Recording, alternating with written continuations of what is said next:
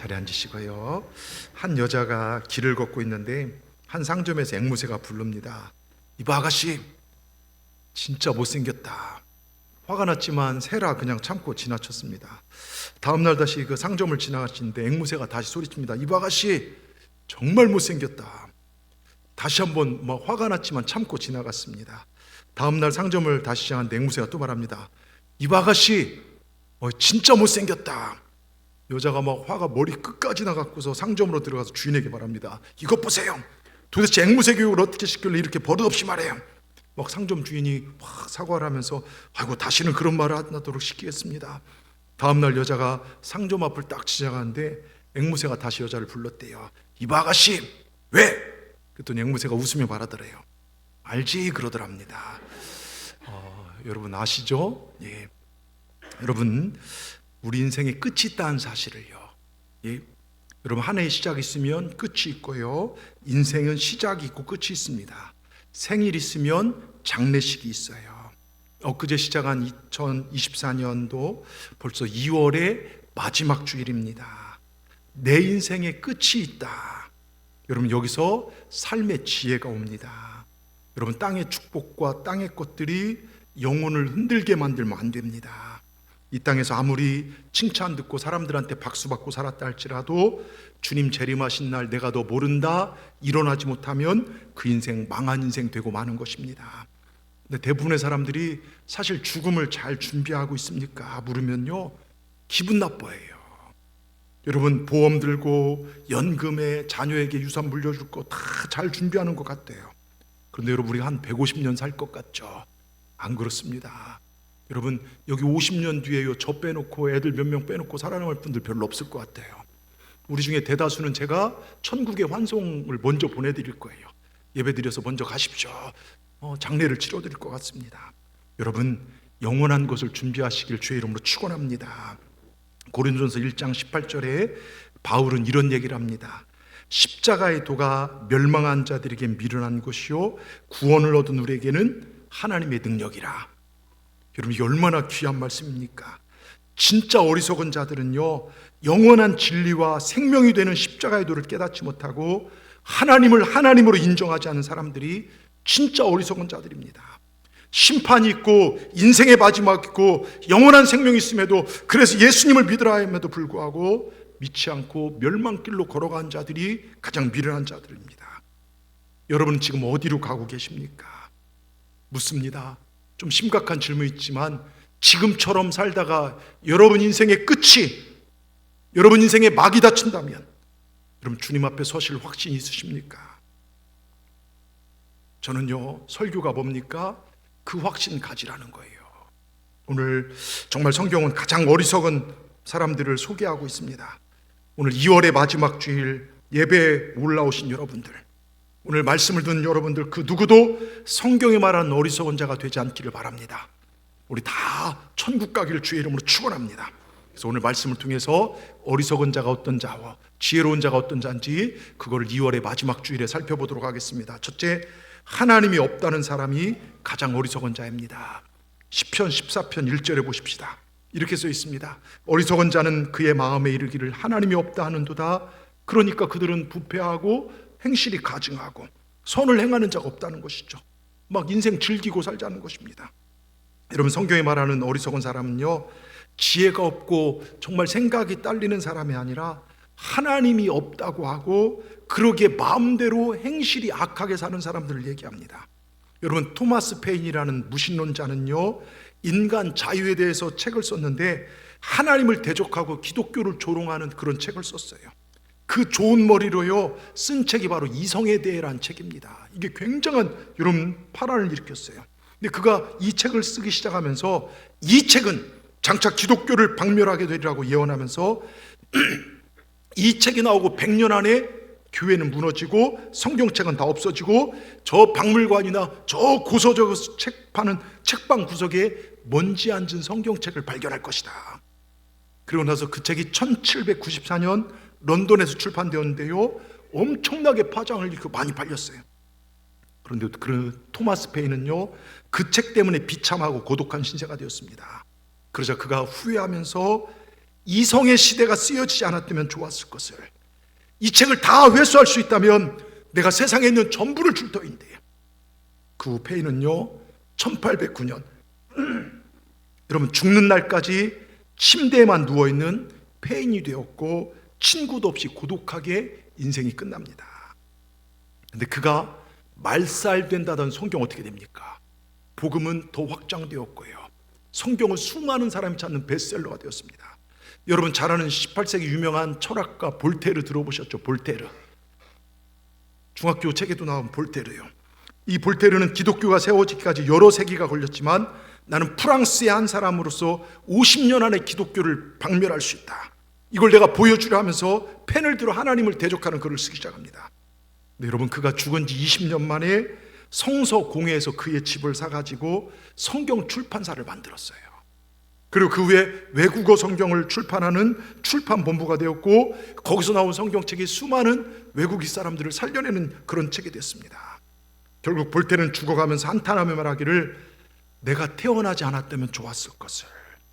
천국이 어딨냐, 지옥도 없다 하던 그가 숨을 거두면서 나는 지옥에 간다 자기 입으로 말했어요. 이거 얼마나 어리석은 일입니까? 우리를 지으시고 만물을 만드신 하나님의 존재를 부인하고 거스린 것은 이게 가장 큰 죄입니다. 여러분 무신론은요 근원적으로 교만하고 부패한 마음에 나오는 것이고, 무신론을 조작하는 거 이상이 아니라 감정입니다. 여러분 하나님이 없다는 사람은 잘 들어보세요. 엄마 뱃속에서 엄마가 눈에 안 보인다고, 엄마가 존재하지 않는다고 말하는 것과 똑같은 것입니다. 여러분 물리학에서요 노벨상을 탄 아더 캠프톤 씨는요, 나에게 있어서 믿음이란 어떤 절대적 지능이 있어서 세상을 존재케 하고 인간을 창조했다고 하는 데서 시작된다.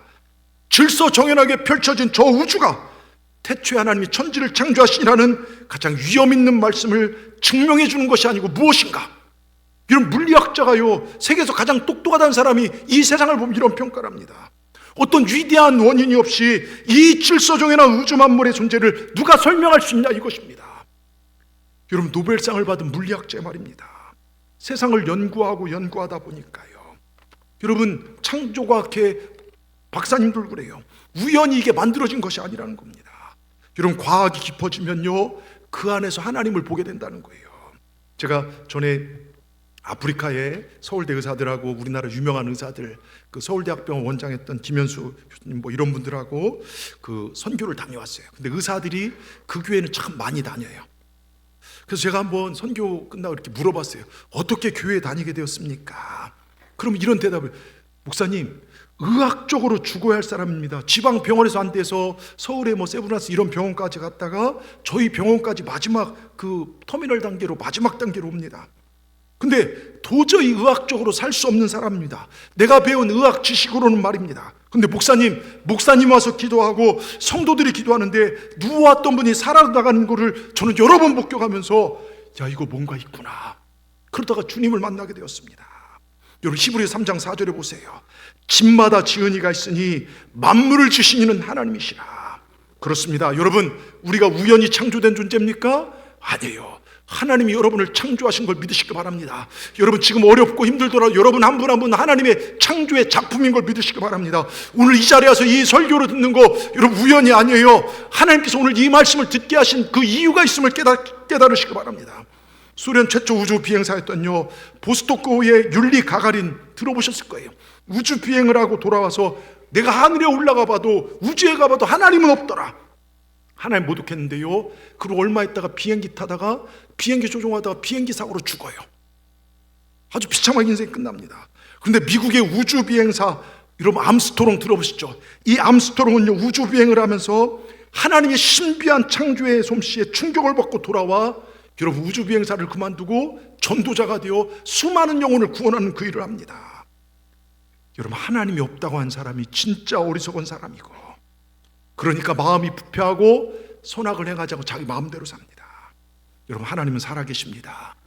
근데 많은 교인들이 하나님 살아계신 것을 입술로 고백하면서 생활은 하나님이 없는 것처럼 살아요. 여러분의 삶은 어떻습니까? 여러분 삶의 여러분 존재 가치가 하나님이 되시길 주의 이름으로 축원합니다. 두 번째로요 성경이 말하는 어리석은 자는 뭐냐면 내일 내일이 투말로가 아니라 영원한 미래를 준비하지 않고 자기만 위하여 세상의 재물을 싼 사람입니다. 자, 누가복음 12장 20절 우리 같이 한번 읽어보겠습니다. 하나님은 이르시되 어리석은 자여 오늘 밤에 내 영혼을 도로 찾으리니 그러면 너 예비한 것이 네 것이 되겠느냐. 여러분, 하나님께서 친히 예수님께 성경을 통해 어리석은 사람이라고 한 또 한 종류의 사람이 나옵니다. 이 사람은 예수님이 직접 비유한 사람인데요, 큰 농장을 가지고 있어요. 성경을 읽어보면요, 큰 사업을 하는 사람입니다. 그의 사업이 대박 났어요. 농장이 잘 됐어요. 어마어마한 창고를 넘칠 정도로 곡식이, 그러니까 쌓아둘 창고가 없어서 걱정이 합니다. 누가복음 12장 17절에 그렇게 써 있어요.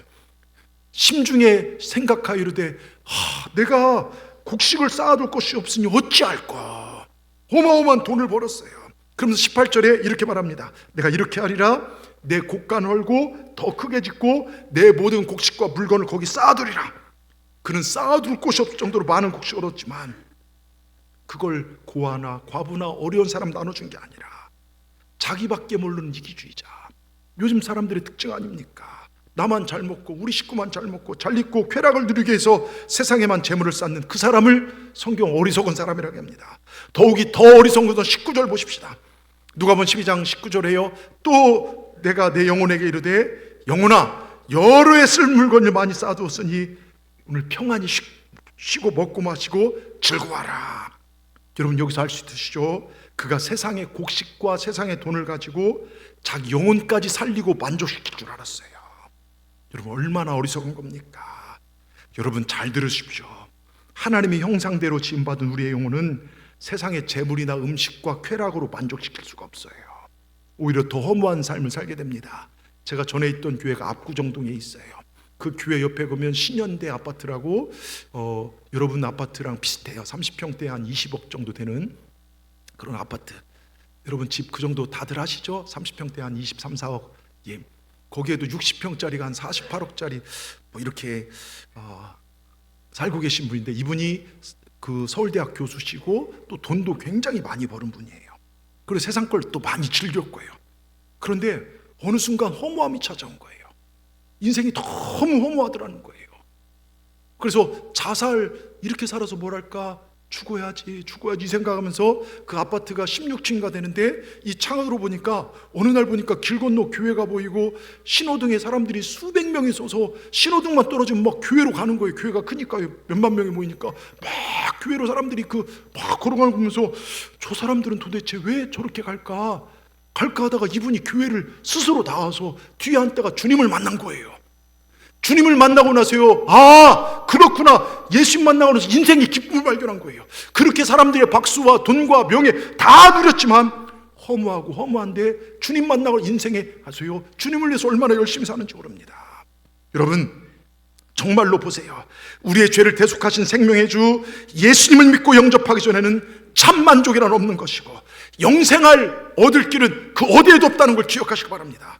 또 그뿐입니까? 그는 세상에 재물을 많이 쌓아두면 영원히 자기 것이 되는 줄 알아요. 근데 그날 밤 하나님은 그의 재물을 걷어가신 것이 아니라 그의 생명을 걷어가셔요. 그러면서 20절 말씀하시길 이렇게 합니다. 20절 같이 읽겠습니다. 어리석은 자여 오늘 밤에 내 영혼을 도로 찾으니 그러면 네 예비한 것이 네 것이 되겠느냐. 여러분 보세요. 오늘 밤이라도 주님께서 와라, 너 와라, 동산 깨두고 와라. 그러면요, 우린 내일의 계획, 내가 가진 모든 것 다 놓고 가야 돼요. 여러분, 내 인생의 끝이 있음을 인정하시길 바랍니다. 그리고 21절, 자기를 위하여 재물을 쌓아두고 하나님께 대하여 부유하지 못한 자가 이와 같으니라. 결국 세상 재물만 믿고 자기만 위하여 세상의 재물을 쌓은 사람을 하나님은 어리석은 자라 얘기합니다. 여러분, 폼페이 아시죠? 거기 보면 화산이 폭발할 때 묻혀 죽은 사람 가운데 보물을 움켜 쥐은 채 잿더미에 묻혀 죽은 여자가 이렇게 모습이 있습니다. 화산이 폭발하자 이 여자는 보물을 먼저 끌어안고 죽은 거예요. 여러분, 도망가야죠. 그 보물이 나를 살리는 게 아니지 않습니까? 3명의 사람이 길을 가다가 큰 돈뭉치를 발견하여 조용한 곳에 가서 3등분 나눴어요. 공짜면 서로 좋아하는데 한 사람이 배고프지, 내가 얻은 돈으로 점심 사올 테니까 기다려. 가서요, 시내에 들어갔습니다. 음식을 사면 생각하기를 저 2 사람만 없으면 저 돈 다 내 건데 음식에다 독을 타버렸어요. 그리고 돈 올까 한데요. 근데 남아있던 두 사람 똑같은 애, 점심을 사러 간 그 사람의 돈을 빼앗아서 나누어 가지고, 그럼 우리가 더 큰 돈을 벌 수 있으니까 오자마자 그 사람을 죽여요. 그리고 야, 우리 배고프다, 땅에 묻어놓고 배고프다고 뭐랍니까? 그가 사온 음식 먹었다 둘 다 죽었어요. 여러분, 탐심이 세 사람을 죽게 했습니다. 여러분, 누가복음 12장 15절에 뭐라고 써 있습니까? 같이 읽습니다. 이제 삼가 모든 탐심을 물리치라, 사람의 생명이 그 소유에 넉넉한 데 있지 아니하니라. 여러분, 그럼에도 불구하고 우리는 자기만 위하여 이 땅에 재물을 쌓게 극부한 자들은 결국 영원한 생명이 멀어지고 끝내 썩어질 재물과 함께 멸망하고 마는 어리석은 인생 될 것이다 얘기하고 있습니다. 여러분, 교회를 조금 다니다가 신앙이 막 내린 것 같은데 이 물질 때문에, 우리 주님이 그래서 씨 뿌린 자에 비유해서 이 물질 때문에 올라가다가 가시덩굴에 자라지 못한 분들이 많아요. 여러분, 말씀을 잘 들으시길 주의 이름으로 축원합니다. 그래, 진짜 어리석은 자는 내일을 준비하지 못하는 자예요. 여러분, 만물의 영장 인간이 내 육신의 죽음으로만 끝난 줄 아십니까? 천만에요. 큰 착각입니다.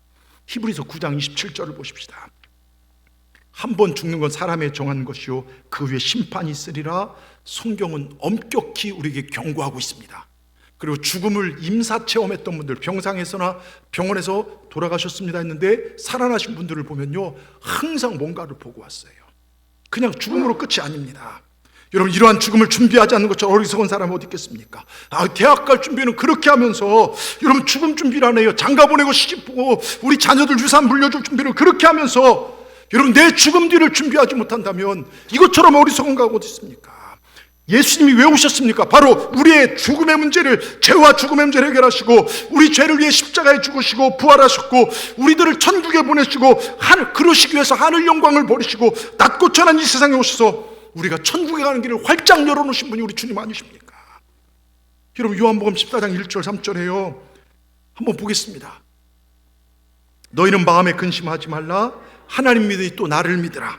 내 아버지 집에 거할 곳이 많도다. 그렇지 않으면 너희에게 일렀으리라. 내가 너희를 위하여 거처를 예비하러 가노니 가서 너희를 위하여 거처를 예비하면 내가 다시 와서 너희를 영접하여 나인 곳에 너희도 있게 하리라.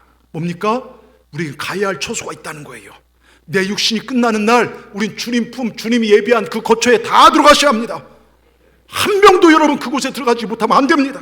그리고 6절에 그러면서 우리 주님 뭐라고 합니까? 내가 곧 길이요 진리요 생명이니 나로 말미암지 않고는 아버지께로 올 자가 없느니라. 여러분, 예수 믿고 영접하면 우리 영생을 얻습니다.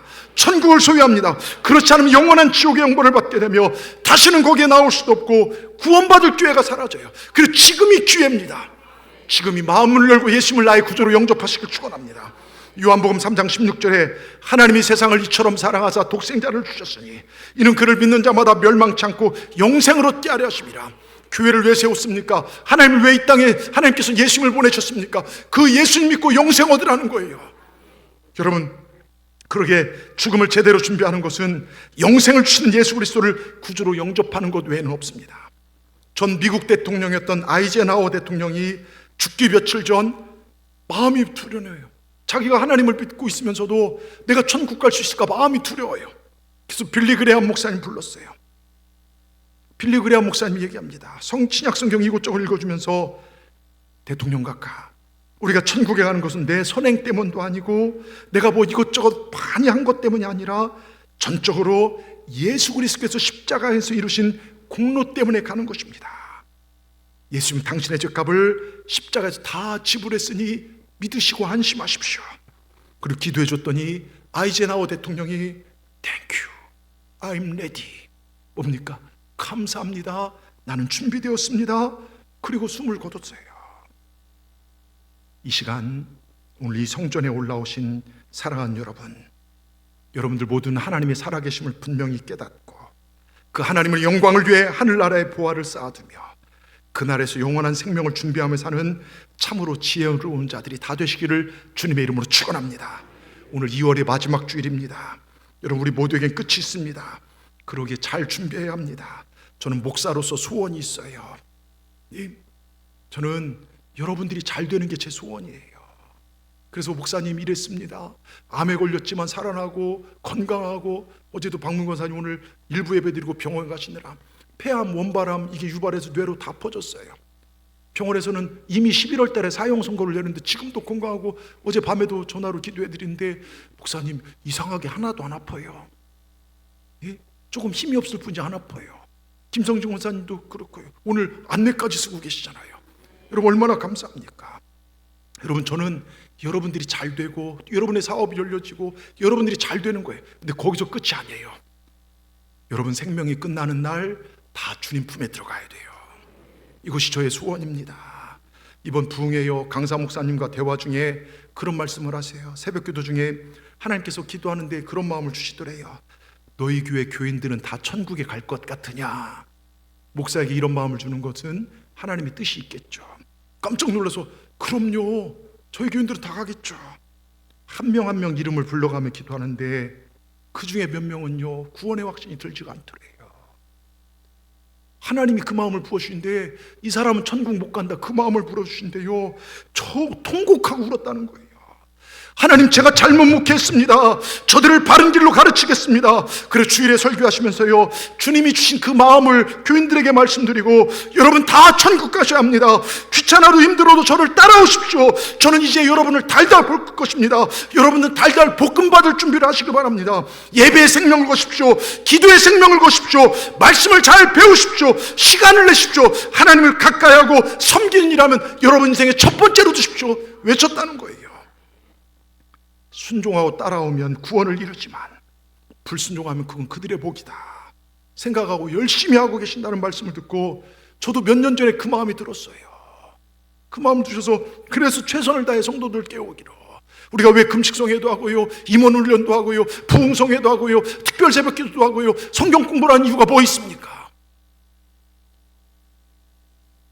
그러면서 그 목사님이 교회에서 그런 선포를 했대요. 미래를 바꾸기 원하지 않는 분들, 운명을 바꾸기 원하지 않는 분들, 다른 교회 가셔도 좋다. 그러나 미래를 바꾸기 원하는 분들, 여러분의 운명을 바꾸기 원하는 분들은 우리 교회 다녀라. 여러분 저도 똑같습니다. 여러분 마음대로 편하게 신앙생활 하시다가 대충 살다가 지옥 가시려면 아무데 편한데 아무 교회 다녀도 좋아요. 내 생각이랑 맞는 교회 가십시오. 제가 아는 목사님이요 개척하면서 제일 후회한 것이 목회하다 보니까 그거래요. 교인들과 함께 수련회 가서 다 막 이런 종이를 들고 우리가 원하는 교회를 써보자는 거예요. 다 상처받은 사람 몰려와서 우리가 원하는 교회는 이런 교회다 이런 교회다. 처음에는 그게 너무 걸어 좋았대요. 근데 목회를 하면 할수록, 성경을 읽으면 읽을수록 그렇게 후회가 되더래요. 왜요? 교회는 내가 원하는 교회가 아니라 하나님이 원하신 교회가 돼야 돼요. 예수님이 주인 되시고 성경이 말하는 진짜 교회, 그게 교회입니다. 여러분 우리 교회는 하나님이 주인이십니다. 예수님이 주인이십니다. 거기에 구원이 있습니다. 많은 사람들이 이 교회 저 교회 다녀보기도 합니다. 여기 목사님은 나랑 말씀이 맞는 것 같다 생각해봐도 여기 교회 교인들은 괜찮네? 아니에요. 여러분 그걸 왜 봅니까? 우린 예수님 보야죠. 우린 말씀을 보야죠. 거기에 구원이 있죠. 여러분 성경이 말하는 교회를, 하나님께서 원하시는 교회를 우리 만들어가자는 것입니다. 때론 제가 여러분 실망도 있고 교인들 관계에 그 사람 때문에 힘들 때도 있어요. 근데 그건 넘어서시길 주의 이름으로 축원합니다. 여러분 내가 영원한 천국에 가시길 원한다면, 이 땅에 주님의 뜻을 이루며 사시길 원한다면 여러분 이 교회 열심히 다니십시오.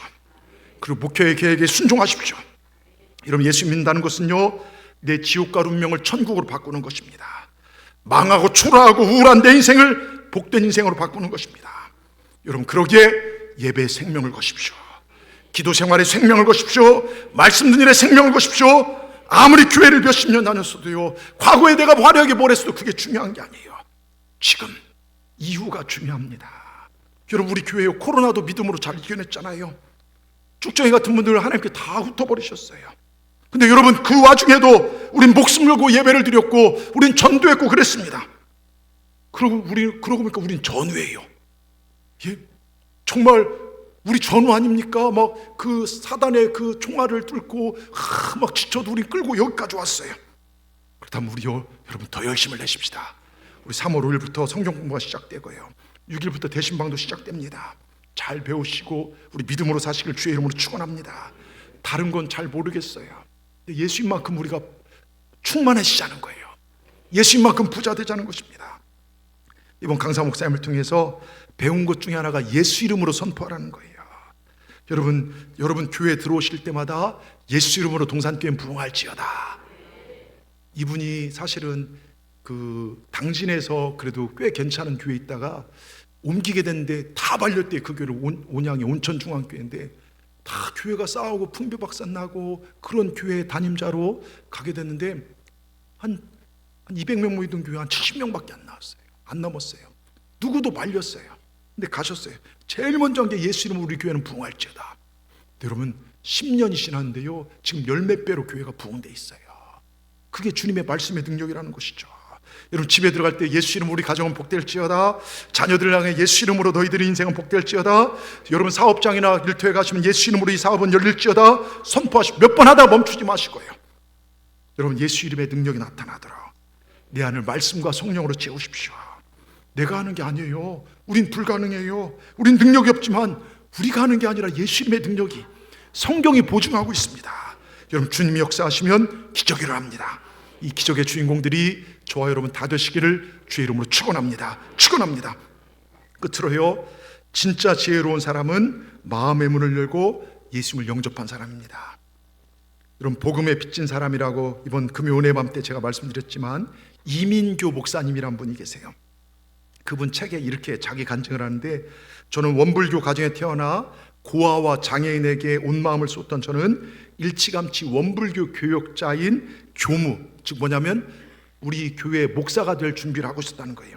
원불교. 그래서 원불교 교무 지도자가 되려고 어느 날은 눈이 쏟아진 날에 고무신 하나 신고 지리산 천왕봉을 몇 차례 오른 고행의 길을, 왜? 그래서 득도하려고 해요. 원불교 전도사를 자처한 그 사람이 고3 때 소록도를 방문했대요. 소록도. 거기에 뭐가 있습니까? 전국의 한센병 환자들이 모였어요.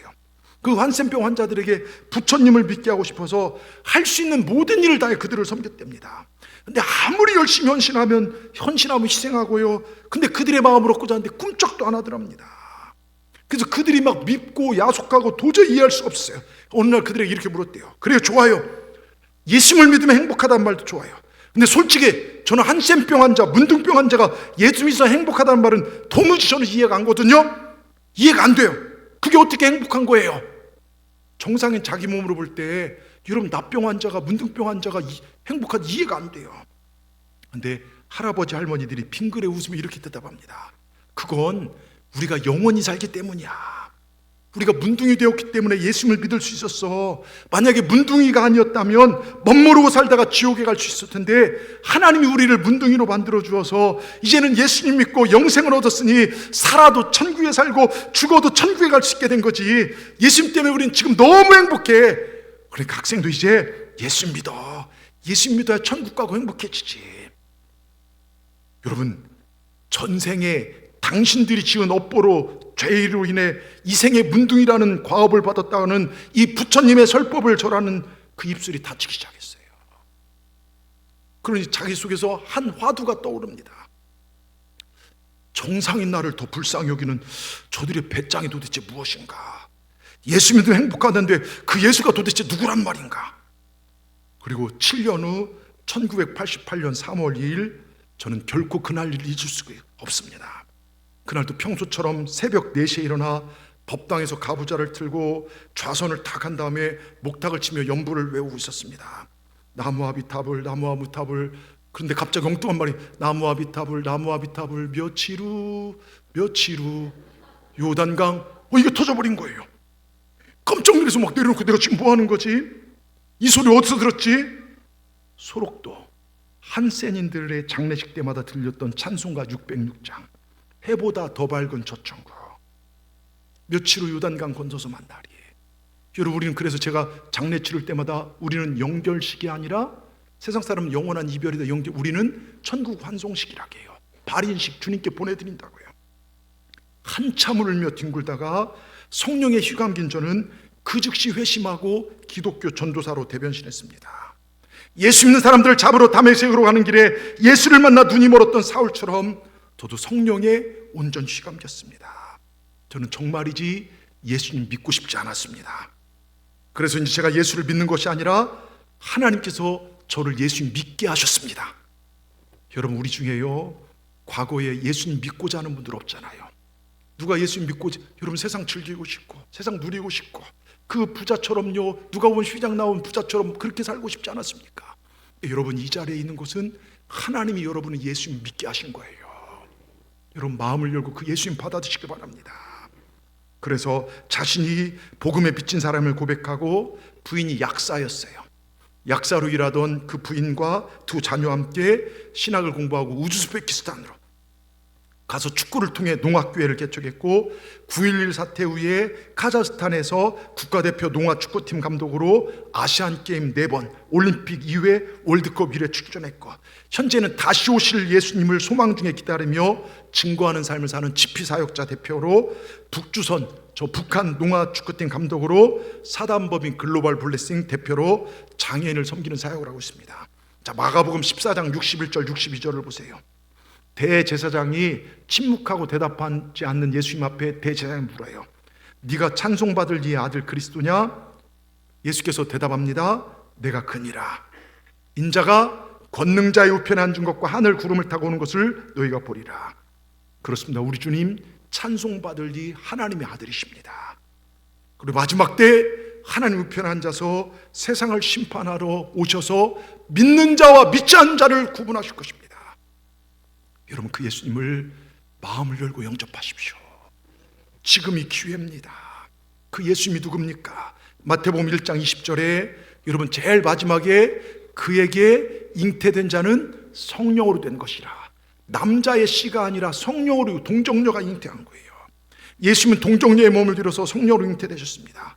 누가복음 1장 35절에 천사가 대답하여 이르되 성령이 너에게 임하시고 지극히 높으신 이의 능력이 너를 덮으시리니 이러므로 나실 바 거룩한 자는 하나님의 아들이라. 성령이 마리아와 함께 하시고 지극히 높으신 이의 능력, 즉 하나님의 능력, 성령을 통하여 마리아가 예수님을 잉태한다는 예언입니다. 여러분 우리가 예수님을 마음에 모신다는 것은 성령님을 우리 안에 모시는 것이고 지극히 높으신 이의 하나님의 능력이 우리와 함께하는 거예요. 여러분 이 주님이 누굽니까? 마태복음 14장 25절 밤 사경에 예수께서 바다 위로 걸어서 제자들에게 오시니 바다 위를 걸으신 분이 우리 주님이십니다. 누가 있어 풍랑을 잔잔케 하고 그 무리를 걸어올 수 있겠습니까? 여러분 우리 주님밖에 없습니다. 그리고 하나님께서 우리를 어떻게 저와 여러분을 어떻게 여긴 줄 아십니까? 여러분 기뻐하며 들을 준비를 하시기 바랍니다. 이 말씀 읽다가요 기절해도 좋아요. 예. 여러분 이사야 43장 1절 같이 읽겠습니다. 야곱아 너를 창조하신 여호와께서 이제 말씀하시니라. 이스라엘아 너를 조성하신 이가 이제 말씀하시니라. 너는 두려워 말라. 내가 너를 구속하였고 내가 너를 지명하여 불렀나니 너는 내 것이라. 여러분 믿습니까? 여러분 한 분 한 분이 하나님 것임을 믿으십니까? 여러분 이 얼마나 행복한 일입니까? 인생 살다 보면 두려울 일도 있어요. 힘든 일도 있어요. 그러나 하나님이 우리 하나님이십니다. 그 하나님께서 여러분 한 명 한 명을 너는 내 자녀고 내 것이라고 오늘 성경을 통해서 부족한 종의 입술을 통해 여러분에게 말씀하고 계십니다. 여러분 하나님의 자녀입니다. 어깨를 피십시오. 좀 안 된다고 고개 숙이지 마시고요. 당당하십시오. 여러분 그리고 옆분에게 말씀하십시다. 나는 하나님 것입니다. 나는 하나님의 자녀입니다. 여러분 제가 몇 번 예전에 서울에서 부목사 생활할 때 그날 신방이 꽉 차 있고 다른 이제 그 속회 신방이 있어서 근데 이쪽 속회를 하는데 이쪽 속회 분이 아산병원에서 수술하게 됐어요. 수술 전에 가서 기도해 드리려고 7시에 들어간다는데 아침에 이제 가는데 그래서 아침 새벽 기도 마치고 빨리 갔다 오면 오겠구나. 올림픽대로가 새벽녘에는 안 막히거든요. 그래서 성수대교 교회 나와서 성수대교 사거리에서 성수대교 이렇게 압구정도 내려오는 데가 있어요. 굉장히 거기가 8차선인가 돼요. 사거리에서 신호를 기다리는데 신호등 끝나자마자 빨리 출발한다는 것이 신발에 조그만 돌멩이 하나 들어간 거예요. 신발을 털고 조금 늦게 간대요. 근데 그 사이 새벽녘에 차가 없으니까 성수대교에서부터 한 차가 과속으로 신호 위반하면서 제 앞으로 여러분 한 이 정도 차이로 휙 지나가 버려요. 제가 보니까 시속 한 120 이상 되는 것 같아요. 정말 아찔하더라고요. 병원 신방 마치고 돌아와서 곰곰이 생각해 보니 이 자동차가 조금만 늦게 달려오면 어떻게 됐을까? 내 옆구리 그대로 치는 거예요. 예? 또 내가 조금만 늦게 출발했으면 어떻게 됐을까? 조금만 빨리 출발했어도요, 아마 저는 이 자리에 서 있지 못할 것입니다. 생각해 보니까 0.1초도 안 되는 0.1초만 먼저 출발했거나 0.1초만 늦게 차가 내렸어도 정확히 차는 저를 치고 저는 큰 사고를 당할 뻔했습니다. 그때 저에게 하나님이 한 가지 생각을 주셨어요. 하나님은 신발에 작은 돌멩이 같은 부속이라도 나를 건져주신 분이시구나. 여러분, 이게 구속입니다. 이게 하나님의 능력입니다. 여러분, 하나님 살아계심을 믿으십니까? 여러분의 질병을 치료하고 여러분의 문제를 해결하신 전능하신 하나님의 능력을 믿으십니까? 우리가 하나님을 아버지로 고백하고 예수님을 나의 그리스도로 고백할 때 그 능력이 내 능력이 되는 것입니다. 그리고 이 땅에 생명이 닿는 날 나를 천국으로 인도하실 그 하나님을 믿으시길 축원합니다. 여러분, 한국 천주교 지도자 가운데 윤모 신부라는 분이 계세요. 그분이 천주교의 연옥교리를 변증하는 글에 개신교교인 서창재라는 신도와 대화를 나눴던 내용이 신문에 난 적이 있어요. 서창재 성도에게 신부님이 묻습니다. 당신이 천주교로 개종한 후에 기독교 교리와 천주교 교리에 다른 점이 많이 있는데 그 가운데 당신에게 가장 큰 감동을 준 게 무엇입니까? 제게 가장 큰 감동을 준 것은 연옥교리입니다. 내가 개신교회에 있을 때는 조용히 눈을 감고 양심의 소리를 들어보니 내가 죽으면 천당 갈 수 있는가 생각해보니 아무리도 자신이 없습니다. 지옥 갈 죄를 지었나 생각해보니 그것도 아닌 것 같습니다. 내가 죽은 다음에 어떻게 해야 되는가 생각해보니 제 눈앞이 깜깜해져만 왔습니다. 천주교 와서 보니 천당은 못 가지만 지옥은 안 가고 중간지대인 연옥에 가서 거기서 덕을 쌓아 천당 간다는 소리를 듣고 그게 저한테 큰 위로가 되었습니다. 여러분, 잘 들으세요. 좋은 것 같지만, 좋은 말 같지만 기독교 진리와 성경 말씀과는 전혀 상관이 없는 말입니다. 여러분, 기독교는요, 눈을 감고 내 양심의 소리를 듣는 종교가 아니에요. 기독교는 이 눈을 부릅뜨고 하나님이 성경이 뭐라 말씀하시는지 이걸 듣는 게 기독교입니다. 내 내면의 느낌이 아니라 하나님께서 뭐라 말씀하시는지, 내가 느끼는 느낌이 아니라 하나님이 뭐라 말씀하시는지 이걸 듣는 것입니다. 하늘의 음성에 귀를 기울이는 종교가 기독교입니다. 내가 지옥 갈 죄를 지은 것 같지 않다고요? 여러분, 이것처럼 비성경적인 말씀이 어디 있습니까? 로마 3장 23절에 뭐라고 쓰였습니까? 모든 사람이 죄를 범하였음에 하나님의 영광에 이르지 못하더니 우리 인간은 누구도 하나님 앞에 설 수 있는 자격도 공로도 덕도 없습니다. 모든 사람이 죄를 범하였다고 성경은 얘기하고 있습니다. 그래서 우리는 죄와 허물로 죽은 자라고 에베소에 얘기합니다. 내가 아무리 생각해도 천당 갈 자신이 없다고요? 여러분, 천국이 내 자신감에 의합니까? 아닙니다. 우리가 주님 앞에 나와서 내 마음 문을 열고 예수님을 믿을 때 그 보혈의 피로 우리 모든 죄는 사라지는 거예요. 예수 그리스도를 나의 구주로 영접하는 순간 우리는 구원함을 받습니다. 여러분, 이게 구속입니다. 이게 하나님의 자녀가 되는 권세입니다. 요한복음 1장 12절에 영접하는 자 곧 그 이름을 믿는 자들에게는 하나님의 자녀가 되는 권세를 주셨으니, 여러분, 오늘이라도 여러분의 마음 문을 여시고 예수님을 영접합니다. 아멘. 나는 하나님의 자녀가 됐습니다. 하나님, 나는 구원받고 싶습니다. 내 힘으로, 내 공로로, 내 선행으로 내가 구원받을 수 없사오니 예수님만을 의지합니다. 여러분, 이 시간 진정으로 고백한다면요, 마음으로 예수님을 여러분의 구주로 영접한다면 여러분의 신분이 지옥에서 천국으로 옮겨지게 됩니다. 지옥의 호적 등본은 지워지고 천국 생명책에 여러분 이름 석자가 기록되어집니다. 오늘 여러분의 이름이 천국 생명책에 기록되어진 줄 믿습니다. 그리고 하나님께서 이 땅에 사는 동안 우리 삶을 복되게 해주십니다. 한 분을 말씀드리고 마칠게요. 미국 뉴욕에서 뉴욕 곰탕집, 혹시 뉴욕 가셔서 이 뉴욕 곰탕집 가서 곰탕 드셔보신 분? 뉴욕은 가보셨습니까? 미국은 가보셨는지요?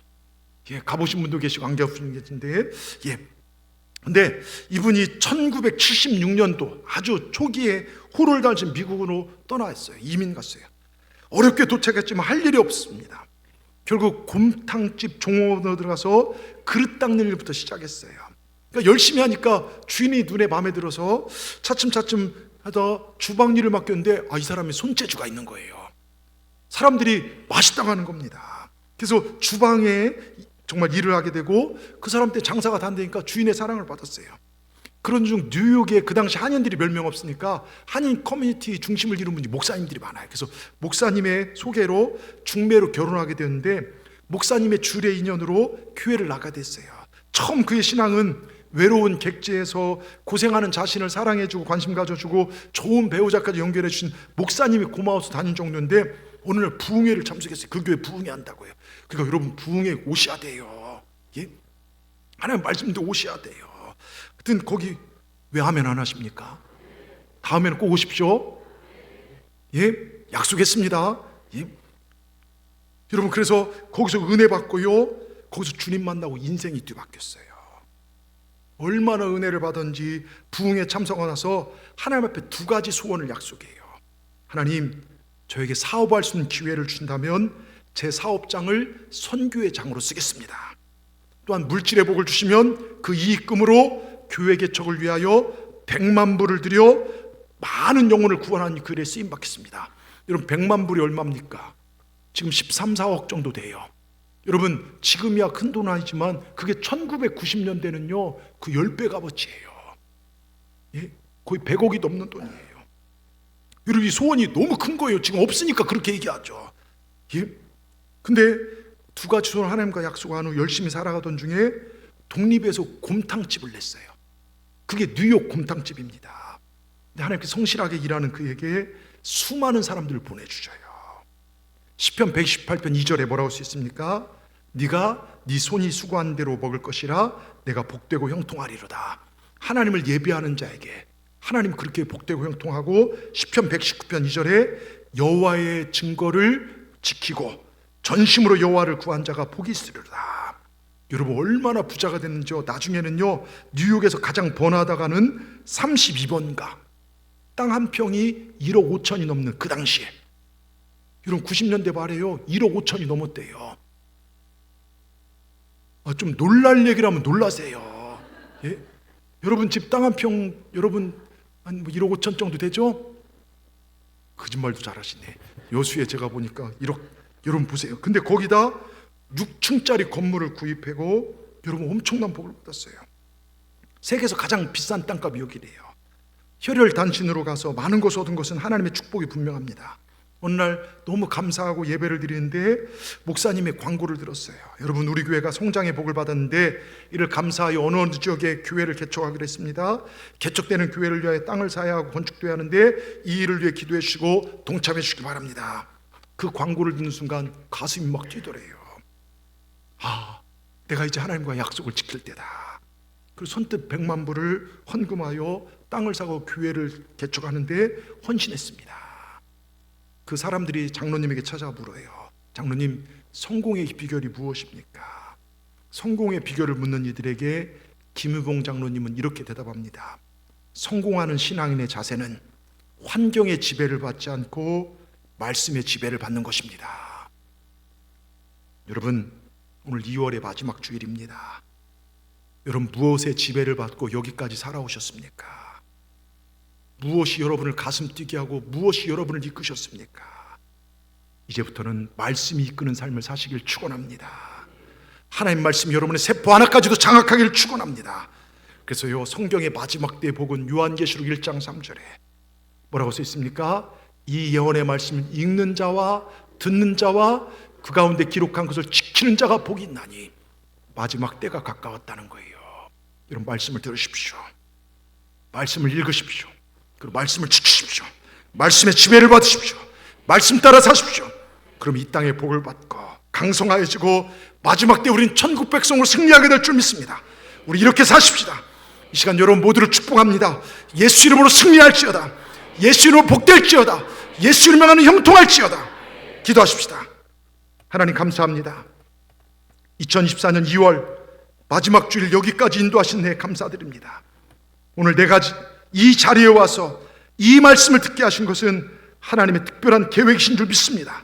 그 손으로 나를 붙잡아 이곳에 나를 앉히신 줄 믿습니다. 우리가 더욱 믿음 위에 서서 정말 주님 영광 위에 살게 하여 주시고 계절의 끝이 있고 달의 끝이 있듯이 내 인생에도 끝이 있음을 알고 더욱 주님 사랑하며 예배하며 기도하며 전도하며 사랑을 나누며 살게 하여 주시옵소서. 그래서 언제 다시 주님 오실지 모르는 이때에 깨어있는 믿음 되어 주님을 맞이하는 우리 지혜로운 동산의 성도를 다 되게 하여 주시옵소서. 하나님, 우리 중 그 누구도 지옥 가는 자 없도록 말씀을 마음의 신비에 새겨 믿음으로 승리하게 하여 주시옵소서. 예수님의 이름으로 감사하며 기도드리옵나이다. 아멘. 찬송가 176장 부르시면서 준비하신 예물을 기쁨으로 주님 앞에 올려